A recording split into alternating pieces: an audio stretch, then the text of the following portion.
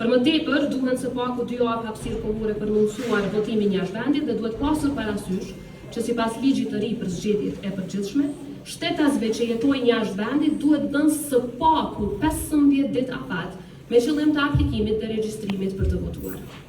Në mesin e gjitha këtyre janë edhe procedurat tenderuese e çka jo tjetër. Pra të gjitha këto e bëjnë praktikisht të pamundshme edhe datën 21 dhjetor, jedimisht data 28 dhjetor është data që kam vlerësuar se mbetet data e vetme e mundshme, sado që edhe kjo datë paraqet deri diku sfida për KQS-n. Lejonit ju njoftoj se sipas rekomandimeve të Komisionit Evropian për reformën zgjedhore në Kosovë, të cilat janë publike, në rast të zgjedhjeve të parakoshme, KQS-s duhet t'i japën së paku 2 muaj kohë për t'i përgatitur ato.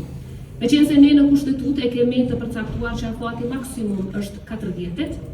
atëherë si presidente e kam për detyrë që të jap afatin më të gjatë e jo afatin më të shkurt, në mënyrë që të kemi mundësi të eliminojmë së paku disa nga sfidat e organizimit të shpejtë të zgjedhjeve, sado që po e përmend jo të gjitha do të